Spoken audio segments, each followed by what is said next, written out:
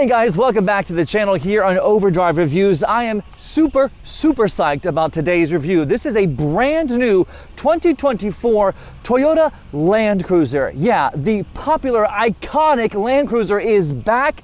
It was discontinued or stopped in America in 2021, but Toyota took 3 years off and now gives us this beautiful, shrunken Land Cruiser. That's right, the name is the same, but it is not the same car at all. Toyota has really shrunk this SUV to be more mid-size. Before, it was massive, a full-size SUV that competed with like Tahoe, Suburban. It was too big, in my opinion, for a Toyota and cost too much. It was like 87 grand when it was last on sale in America. Now, this Land Cruiser, the 2024 Land Cruiser, starts around $57,000 and creeps on up into the 70s, depending on what trim you get. I love how much heritage and how much tradition Toyota has packed into the inside of this Land Cruiser. It maintains its retro look, but also is chock full of modern day technology. When we get into the interior later, you will see how Toyota beautifully blends modern aesthetics with that rich heritage that Land Cruiser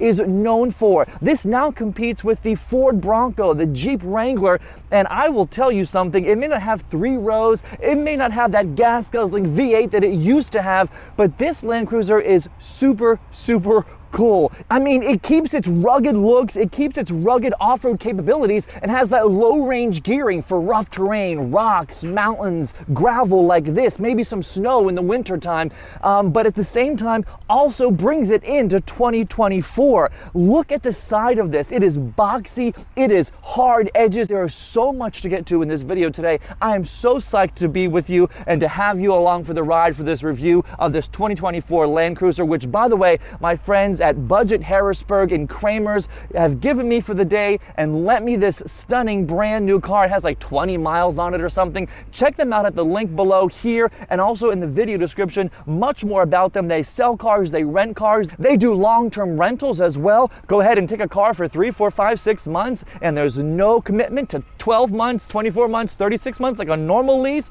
They will get you hooked up. They are amazing. I don't even know where to start with this. I think we should just start in the exterior and talk about the front, because there are multiple fascias you can get depending on what trim you choose. This has the Heritage circle lights, which I prefer, but there is a model that has rectangular LEDs. What do you say? Let's break it all down. So be sure to be following us here on the channel as well. Subscribe below, leave us a comment, give a big old like if you found this video to be helpful. Let's start at the front here. I mentioned the front fascias on the Land Cruiser. There are 2 different options depending on what trim you get. So this is the entry model. This is the 1958 edition, and you get these heritage-inspired circular headlamps, which I love quite a bit. This kind of looks like an FJ Cruiser, in my opinion too. But no Toyota symbol basically anywhere in the car but the wheels. You get this big Toyota written out for you here on the big grille. This is a plastic grille, feels rather hefty, like really nice heavy-duty plastic. You got your turn signals there for you as well. It's super bright out here today, sorry about that. But the other look that you can have looks like this. This is the rectangular LED lights that are available on the middle level trim. The mid-level trim is just called Land Cruiser. The top level trim is called the First Edition. So First Edition up top, mid-level is just called Land Cruiser, and then this base model, the entry level, is called the 1958 edition. And you'll see why it's more 1958 on the inside whenever we get there. So there's this great new modern look, but it retains the ride and the feel of a body-on-frame, off-road ready SUV that the Land Cruiser is obviously known for. Now this 1958 trim, about $57,000 to start. The mid-level, just regular Land Cruiser, starts around $62,000, and then the top of the line First Edition is over $75,000. That comes with all kinds of options and is even more off-road ready than you can even imagine. Now every single Land Cruiser has all-wheel drive, and Toyota actually sold about 18,000 models, or 18,000 units rather, in 1999. If you like do a quick inventory in your head of what you see out on the highway, you see tons of late 90s, early 2000s Land Cruisers. But toward the end of their run in America, Toyota was only selling between 3,000 and 4,000 units of the Land Cruiser from like 2016 to 2021 or so, and really just the sales kind of plummeted. So I guess Toyota said, well, we're going to jump ship on this massive SUV, and now they've reintroduced it as this mid-size SUV, and I love the decision to knock 30 grand off the price and also make it a little bit smaller. So again, not the same car at all, same name, but the heritage to me is still largely there. Now these 18-inch wheels are standard on every Land Cruiser, 18 inches. And now depending on what trim you get, the mid-level, the top level, you can have matte black, matte gray, metallic, depending on what trim you have. 20-inch wheels are available as well. Now these are Yokohama 245/70 R18s with obviously big old brakes the entire way around. This is literally the only place where the Toyota emblem is actually on the car. Everywhere else it is just written out. So you do have 18-inch wheels standard, different styles, different colors on whatever trim you get, but 18-inch wheels standard, 20-inch wheels are available. Now every single Land Cruiser does obviously have skid plates underneath to protect the powertrain, the drivetrain, all that kind of stuff. But the upgraded top-of-the-line first edition does have upgraded skid plates to make that off-road experience even more formidable and even more fun. Now every single Land Cruiser also has 8 inches of ground clearance, really high off the ground here for you, 112-inch wheelbase. But let's dive into the exterior here even more. Some black cladding here over the wheel well, which I think actually, because this car is so off-road minded and off-road focused, I don't mind it at all. Sometimes that black looks kind of cheap on cars, especially with white paint. These big old honking mirrors off to the side here. Black glossy handles here for the door handle on every single door for you. And again, this is not a 3-row SUV, but it has a huge rear window, which means, guess what? Lots of cargo capacity whenever we get back there. No running boards on the Land Cruiser here. You do have some mud flaps over there. Again, that big old 18-inch wheel, standard on every single one. Now here we are at the rear. A little boring if I could put a word to it. I love the front of this car. This is just a little, I mean, to me, there could be a nice light bar across the center. Big light bars are huge right now. You can just push this button here and pop open just the glass part of the rear trunk to, hand something in or put something in or take something out rather easily without opening the entire trunk. But I do wish there was kind of a different design on the back of this. A lot of plastic down here at the bumper, which again, I don't really mind because you're going to be doing lots of off-roading. That's what this is meant for. This is the active lifestyle family, the active lifestyle couple who wants to get out and do stuff. You got a big old cover here for a potential hitch. 6,000 pound towing capacity on every single Land Cruiser, and I'll tell you why in a moment when we dive into the engine, because guess what? Every single engine is the same no matter what trim you get. Gone are the days of that gas-thirsty V8. But if you can just imagine this thing with not all the modern metal wrapped over it, it definitely looks like something from the old days, from the vintage retro days. And I kind of love that Toyota is offering a stripped down bare bones option. Now it's not really bare bones in the inside. That might be too far, but I mean it's got manual seats. There's no power seats, at least in this edition. I think it's a beautiful car. I love the boxy feel. Not everyone loves the boxy feel. I think it's really cool. These heritage lights up front are gorgeous. And let's talk cargo because there is lots of room in the rear. Let's go. So truly, there's not a ton to write home about in the back here. There is no power liftgate on this 1958 edition. There is a power liftgate on the mid-level and the top-level Land Cruiser. Underneath here, just pull on up for you. 37 cubic feet of space behind the second row of seats. With that second row down, that does extend up or expand up to 82 cubic feet of space. So tons of room back here for all your gear, all your things, all the things you want to put back here, except people, because despite a lot of floor room here, which may look like seats that fold in and out of the floor, there is no third row, as I've mentioned. There's just a couple of storage spaces and things like that. So there's not a ton of room back here for people, even though there are cup holders there and yeah, a USB-C there. And wait, more cup holders, and a USB-C right there. 82 cubic feet of space with that second row down, 37.5 with it up. Let's go up front and hop under the hood and talk about the power plant that powers every single Land Cruiser, no matter which one you get. And here's a hint, it's called the iForce Max. It's a hybrid powertrain. Alrighty, so under the hood here of this 2024 Land Cruiser, as I said, every single model has the same engine, a 2.4 liter inline 4-cylinder turbocharged engine made into an 8-speed automatic transmission. Now, Toyota calls this the iForce Max. It's a hybrid setup with 2 electric motors that help with acceleration and overall fuel efficiency. You can see all this orange wiring and all these orange parts. That is part of the hybrid system. Now, as far as power, 326 horsepower and 465 pound-feet of torque in every single Land Cruiser. About 22 city MPGs, 25 highway, for a combined of 23 MPGs, which is pretty good considering this car used to get like, I don't know, like 13. But again, a larger car, a bigger engine, so not really apples to apples. But at the end of the day, a much better fuel rating for Land Cruiser owners. Let's also talk about the speed.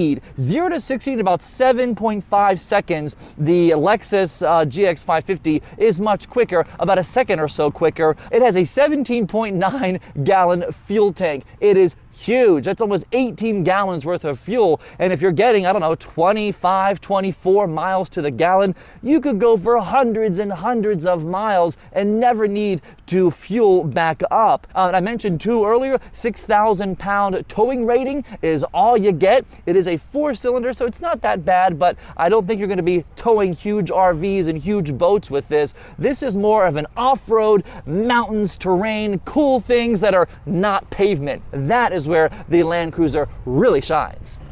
So let's hop inside here and check out the interior of the redone Land Cruiser. All right, starting here at the door, it is pretty bare and basic, as I said, because this is, again, the entry-level kind of stripped-down version. All black everything, everywhere you touch, easily to be cleaned because they expect people to be outdoorsy and active with these vehicles. You do have automatic up and down for every single window, which is a nice touch. I feel like every car these days should really have that. Here on the seats, this is what I was talking about, retro on the inside. Check out these seats. They are cloth seats, and yeah, I would usually turn my I guess nose up to cloth seats in a nearly $60,000 vehicle, but it matches the 1958 trim heritage heavy aesthetic that they are going for. They're comfortable cloth seats. They do stick up a little bit right there, which I'm not sure I should be able to do that. That should be well underneath the plastic. We'll just tuck that back down in there. But the cloth seats are comfortable. They're supportive right here. You do get what Toyota calls soft tex material on the mid-level Land Cruiser, and then leather on the top of the line Land Cruiser. On this one, you do have 6-way manual adjusted driver and passenger seats. On the mid-level, you do get a 8-way power driver seat and still a manual passenger seat. And then on the top of the line, you do get both seats up front power adjustable, which is a nice touch. I kind of think one of these should always still be power, but you know, Toyota is cutting costs where they can. This I was using earlier is really flimsy. I truly felt like I was going to break it when I was trying to raise my seat up and down to see the extent of where it can go. And listen to the noise it makes. It's just loud. I mean, like, to me, it should be not as noisy, and this feels super flimsy. I can't see this really, you know, standing the test of time. The car will last forever. I don't know about this little handle right here. Anyway, enough about the seats. Let's hop in and do a door check, and then we'll start this thing up so you can see how she looks on the inside. Here's a door check. Nice. Not as solid of a thunk as I thought it was going to be, but it sounds okay. Let's hop in here to the front and turn my seat around, or turn my seat back rather, and make sure you can get a nice view of the cockpit here. It is a push button start right here for you. And there is a delay. I push it and like 2 seconds later is when the car actually starts up. It's kind of odd, if I'm being honest. I don't really like that it takes 2 seconds or so, you kind of feel like, did I push it hard enough? Did I push it, in far enough for it to start up? But this is the cockpit here on the 2024 Land Cruiser. A very small 8-inch screen here in the center, but that does increase to a 12.3-inch screen if you get a higher model. This is a 7-inch gauge cluster. This also becomes a 12.3-inch screen should you opt in for the more expensive model. So 8 inches is kind of small, and I'm going to be honest, a little kind of a letdown considering this car costs almost $60,000. So right here in the center though, at the massive steering wheel, I love how it feels in my hands. It is a heated steering wheel on every single Land Cruiser, which is a nice touch. Lots of buttons over here for you to control the center gauge cluster, and it's rather intuitive, just up and down, and you can change your, you can go all the different safety systems. You can turn them on, turn them off, make them more adjustable to whatever you want. But going all the way over back to the up and down part, you can do your tire pressure, you can go to your music, you can go to your directional things, all sorts of fun, pretty standard stuff there in the gauge cluster for you. All that is controlled over here. This, for the large part, controls the center screen. You can do your different stations, or you can do your tracks, you can skip a song, your different modes for auxiliary, for AM, FM, for Sirius, whatever you want.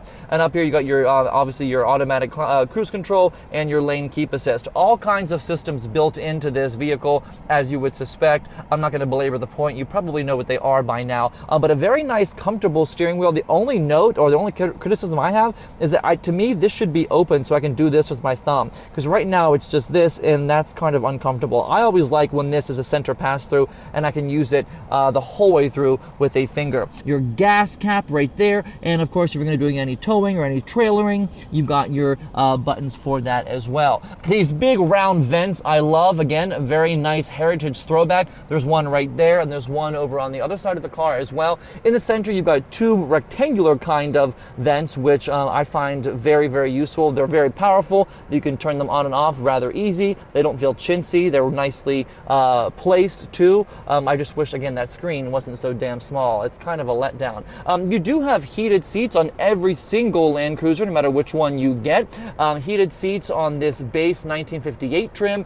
For the mid-level and the top level, you do have heated and ventilated seats. Now down here, just beneath that, you have these physical controls, and as I said before, Toyota blends brilliantly, in my opinion, the old school with the new school. Old school are these little vents. Old school is this cloth seat fabric. Old school are these physical buttons, which I kind of love too. I mean, Toyota could have put all of it up in this big screen like Tesla does and made it really, really complicated and too hard to understand. No, there are still physical dials and buttons everywhere in this vehicle, which I like quite a bit. These piano style buttons right here for your climate control, very easy to understand. You do have 3 USB-Cs down there, which is nice too. 3 right there, 2 in the rear seats, and then 2 behind those for a total of 7. You can put lots of things down here. Just place your phone, put your Easy Pass, your keys, whatever you want to put down there.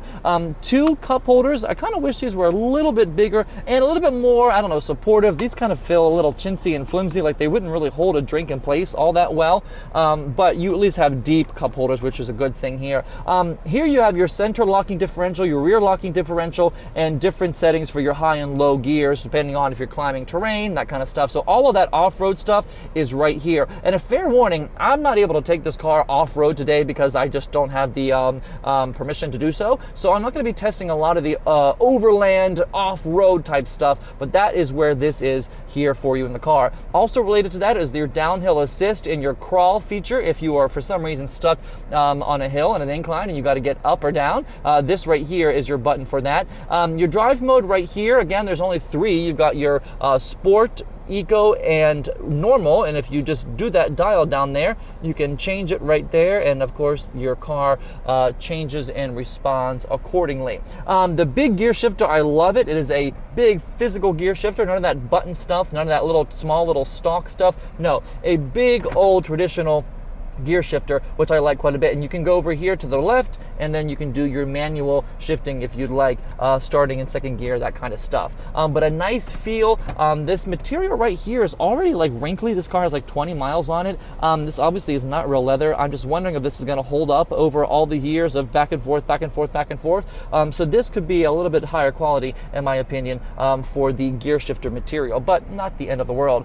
In the center here, this big, nice armrest is comfortable. It's padded, could be a little bit more padded, but it does not move, it does not raise up, it's kind of stuck in place, and you have a nice cavern there for you as well. There's nothing in it. There is no outlet, there is no USB-C, there is nothing. It just is a, put something down there and forget about it. That's pretty much all you have. And like I said, this car just, I think, really does a nice job of balancing modern and history and making it all one cohesive package. There is standard Apple CarPlay, Android Auto. You also get over-the-air updates in your Land Cruiser, which is a really, really cool touch as well. Now, what about audio? I'm a big audio guy. I love a good sound system. The standard system in this 1958 trim is a 6-speaker system. It sounds good. It's not, bass heavy. It's not super crystal clear, but that's the base model. You can also opt up to a 10-speaker sound system or go all out for a 14-speaker JBL premium sound system. That one comes standard on the top of the line first edition. It is an option via a package on the second, the mid-level Land Cruiser, if you so choose. I would have to go, I think, with at least the 10-speaker. 6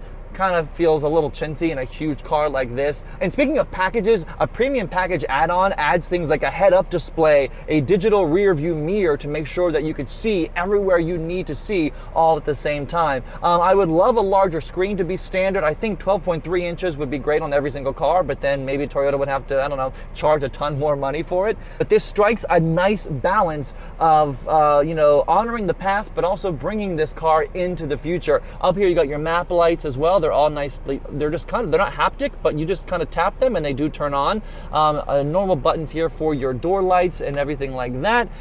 The smallest vanity mirror you ever did see in a mid-size SUV. It is, look at this, it's super small. It's the width of my 2 fingers. Super tiny. Those could be bigger, but they do slide, I believe, to block out, to block out the sun here on the side of the driver's vanity mirror. A lot of plastic in this car. This is really nice, soft, like almost like foamy plastic. I don't know what the word is for it, but it's not cheap at all. It does not feel cheap, doesn't look cheap, but it definitely is full of things that are easily cleaned, easily, a part of a long weekend away where things aren't all that tidy.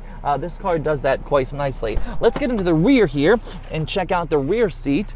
Again, just 3 passengers back here. You cannot have 3 rows of seats. My bags are in the way. Let's move that. But these seats, again, relatively supportive and soft, considering they are, cloth and not leather or anything fancier than that. They have a nice retro feel and look to them. You do have rear climate control, which is a nice touch on a base model vehicle. Temperature mode, auto off, your temperature or your fan speed for you there on the right. And again, look at this. 2 more USB-Cs right down here, along with a traditional outlet for you too. This hump in the center is a little high, so you definitely cannot have a full-grown adult sit here for very, very long. You also have a really weird kind of angled box or cover, I guess, right here. So be wary of that. It is on both sides. There's a kind of an odd angle that would be at the back side of your feet if you're sitting back here. So just be aware of that. It didn't get in my way when I sat up there earlier. Yeah, I mean, this is my seat where it was when I was driving, and I've got plenty of room between me and that seat. Mat flaps right here, but you do kind of catch your feet bumping up against the back of this if you're not careful. So just a heads up there, or a, heads down there. Whenever you're looking at one of these. You do have a nice vent right here up at your face if you would like to blow air on your face. I appreciate the rear climate control capabilities. That is quite nice. What do you say we get this thing out on the road and see what she does on the pavement? That's not where this car is the best, but it's still good on the pavement. We'll have to deal with just the highway and talk about the general car things that this Land Cruiser brings. Let's get moving. So behind the wheel here of the Land Cruiser, I'm sitting at a stoplight right now, and there's a nice handy dandy button down below the gear shifter called hold. Push that in and the car will stay at a hold at a stoplight for you, instead of you having to put your foot or keep it on the brake, and you can just push the gas and get moving. So certainly some body roll, as might be expected. The hybrid powertrain is quiet, it is quick. There's a little bit of a delay whenever you initially thwack the accelerator, but the power is delivered smoothly. That 8-speed transmission is quite nice. It's not a loud vehicle. I would suspect the higher models with the larger tires and more off-road prowess, probably a little bit louder and probably don't ride as nicely on the highway. This particular model, the 1958 trim, is more highway worthy. It's more pavement friendly. Around a big turn here, let's hold on. I'm going to try to slow down so I don't tip this thing. Woo! Body roll nation. You got to remember too, this thing is meant to climb and fit over rocks and kind of wrap itself around off-road, all-terrain materials and get you through it safely. Let's talk about the safety features. Toyota has a very large safety suite in all of their cars, and it's in this one here. This is called Toyota Safety Sense 3.0, and it's a whole host of really, really great standard safety features. Things like auto emergency braking with pedestrian detection, lane keep and centering assist, adaptive cruise control, which we talked about, auto high beams, which I showed you earlier. And this car also has traffic sign detection, yield, stop, speed limit, all that stuff. It has rear cross traffic alert, which I just used backing out of my space. It actually saw a Honda Civic coming from an area I did not see. Tons of window in this car. It's like a 4Runner in that it's kind of thin, but it obviously looks a little bit different. I love the way it feels. Going over train tracks just now, you could barely even feel them. And these huge side mirrors, which are like 18-wheeler style side mirrors, they are power folding, by the way. They give you a great visibility out on the road. They stick out a little bit further than the car and give you a great view. They're retro, they're heritage heavy, which I love so much. This kind of reminds me of what Jeep does with its vehicles. Jeep puts heritage and its iconography and its tradition in every single model, from the symbol of the Jeep to the 7 slots in the front to, since 1941 or whatever the glove box usually says. Toyota's trying to do that too. They've been around long enough now with these Land Cruisers since the 50s that there is heritage to show off, and they are doing it in style. I really, really like that throwback that they're putting in to this 24 Land Cruiser. Up a hill here. A little noisy under acceleration. Not sure if you were able to hear that, but it definitely has some get up and go once you hit the accelerator. A little bit of a delay, despite the turbo and despite those electric motors helping the hybrid system out. Now let's hit the accelerator here.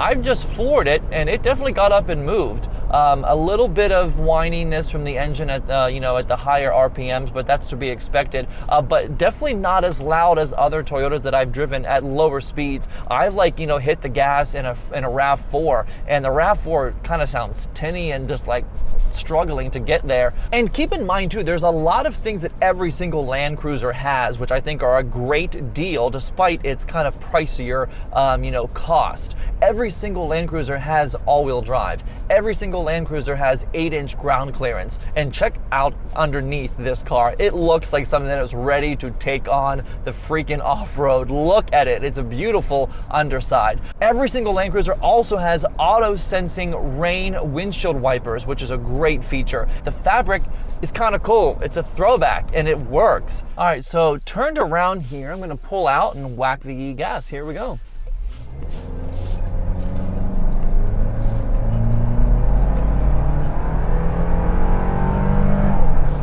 .60, there we go. A little bit of a hill, so I'm not going to count that as a real 0 to 60 acceleration, but certainly some initial get up and go for sure. That turbo, you can hear it spool up. Let's take this thing off-road here and see what we can do. And I say off-road, but it's really just a little bit of a lane back to I think a part of the river here in central Pennsylvania.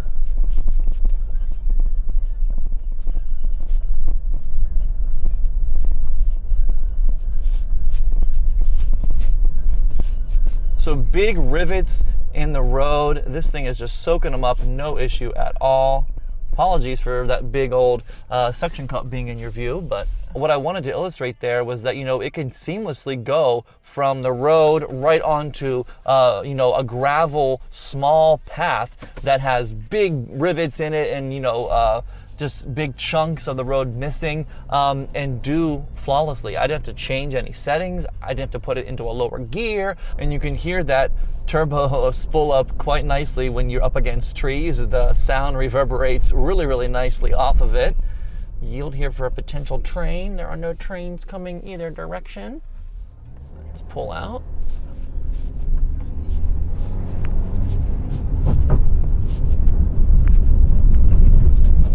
Here we go. Yeah, that would have felt like hell in a different car that was, you know, even an SUV. Other ones I'm sure could have handled it, particular ones, but cars that aren't meant for off-road, that would have not been a fun experience, because just the ground clearance alone makes this car a superb choice to take off pavement, off the highway.